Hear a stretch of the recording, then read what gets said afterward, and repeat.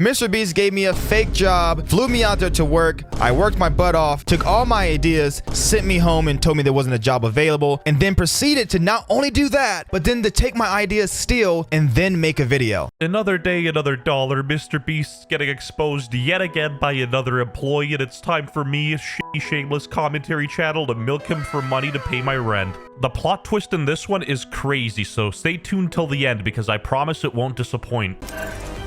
No intro today, Black Man got robbed. We're taking this seriously. So the creator I'm talking about is named Ty Orr, and he came out with a little bit of a hit piece on MrBeast, claiming that he worked for him, and it was quite a doozy, let me tell you. Making ideas for him to make videos. I swear to God, that's what my job is. It's not editing, and that's what I got from our meetings. To not misrepresent anything, I gotta give you guys some further context. Basically, this guy wasn't directly hired by MrBeast, but he was sort of kind of like invited to fly into their headquarters for a bit of a vibe check.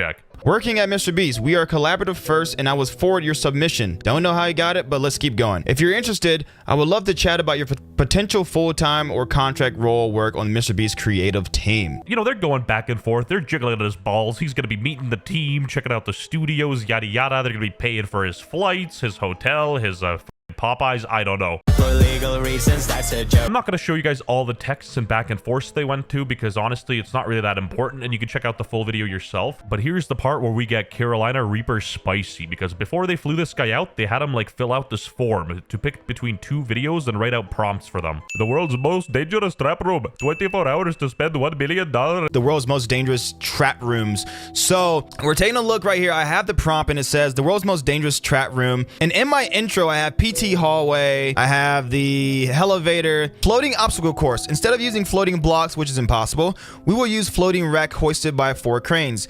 Floating rack hoisted 200 feet in the air. Each section of the obstacle course will change depending on the distance made. Start from one platform to another to advance. Safety harness will be eliminated due to the net underneath the platform. Sounds a bit familiar to me, hey? So I want to talk a little bit more about my experience of being at the MrBeast warehouse. I've never once personally ever signed an NDA. In all my emails and all my correspondences and all my text messages, I have never once ever signed an NDA. But what I think what they're doing, there is an iPad as soon as you get to the warehouse, as soon as you walk in, and you have to sign in. And they ask you things like your first name, last name, email address, all that, phone number and stuff like that. And I have a very, very, very high suspicion that when you sign your name in there and you sign in, I think you're also signing an NDA. Well, I guess that is feasible. Oh. Let's be fair. Jimmy's like been, you know, he's under a lot of shit right now, but this, you can't really criticize it, right? I just said that as he's giving all the kids Feastables. Some morons might think I'm dick riding for MrBeast, but I'm pretty sure that concealing an NDA is literally a crime. Now, I'm no lawyer, but how do you miss an NDA? Shouldn't it be like right there? Shouldn't it be pretty obvious? I'm pretty sure this guy didn't sign any NDAs. I think he's genuinely good. He's just a little paranoid, and I don't blame him. It's MrBeast. He's coming for him. Anyway, this guy goes over MrBeast studio structures, how it's all structured, how they make videos, how they got grunts taking the notes and all that fun stuff. And we're working on a video. We're working on a video called The World's Most Dangerous Obstacle Course. Now we are getting to the part where you finally can understand why I'm so mad, so upset. Dude, straight up Five Nights at Freddy's jump scared me. Goddamn. From here on out, I'm going to start speaking more theoretically so I don't get sued. So there may or may not have walls in the MrBeast studio. I doubt they have walls in there, you liar. Obviously, this is clipped out of context, but it's funny. Have walls in the MrBeast studio where they're all dry erase marker, where you can just write anything. So if you have an idea, you're like, oh crap, I don't want to forget it. So C1 has been working on this with me and the other guy, I don't know his name, and we're working on, like, as you can see, the intro, the hook, the money mechanic. Oh god, it's a little too familiar here, except this guy's more violent. He has a battle axe, a frickin' guts sword. This was my idea. I'm inspired by Mario because my kids love the Mario movie. They loved it so much they named my dog Mario. Hold on. Mario! Bro named his dog after some milk. I think I put that in my prompt as well. If anyone's ever seen Mario, they have the floating blocks. And I wanted to see how I can make an obstacle course with those floating blocks. I thought about it and I thought about it and I thought about it and I realized it's just impossible to make floating blocks in the air. Yeah, well then what's this, liberal, huh? Got an answer for this one? Didn't think so. I can go on for days.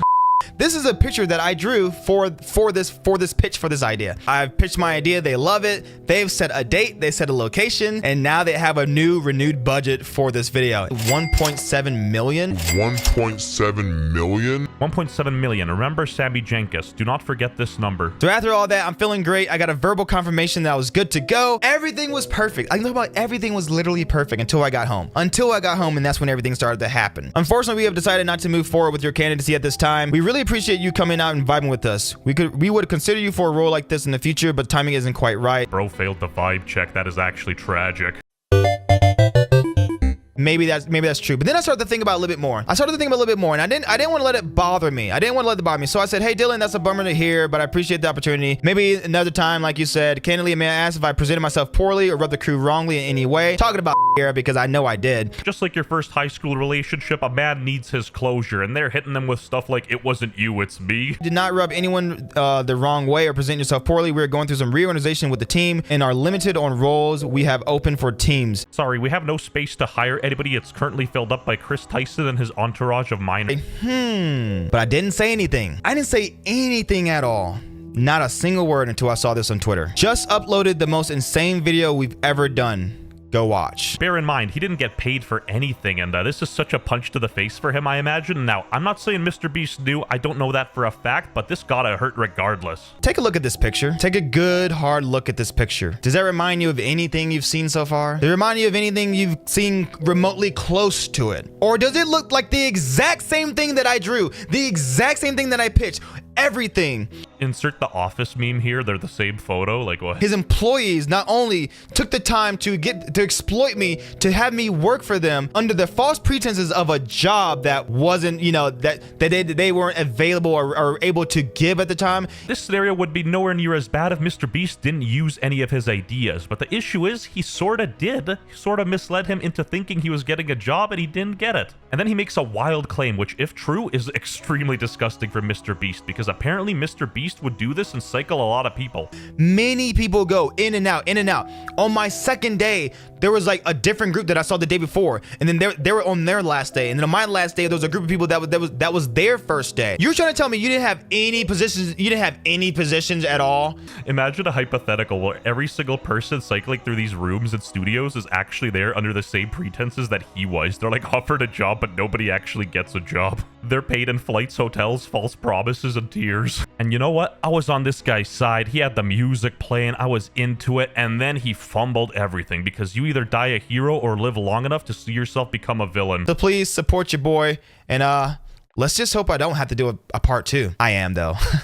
Yeah, he basically said, you random viewer watching, I got scammed, so now give me money. 1.7 million? 1.7 million? If you remember that number from earlier, the guy actually made his GoFundMe 1.7 million. Yeah, he deserves the full budget of the video because of this, and he wants you to pay it. MrBeast and his team are low-key scumbags for taking his video, but come on, bro. You're using this situation to profit financially? I think you're the thief here. He took down the GoFundMe and apologized and refunded everyone, which is a good thing to do, but in my opinion, this really discredits him and makes him look opportunistic. We get that you got yoinked, but you don't gotta yoink other people, innocent people watching your video. This just rubbed me insanely the wrong way. 1.7 million? People got such a big hate boner for MrBeast that his video isn't even doing that bad. Like, are you guys retarded? How easy is it to manipulate you morons? And by moron, I mean everybody who isn't subscribed to WestJett, because everybody knows that all of my subscribers are genius. MrBeast, you scumbag. Pay this guy $1.7 million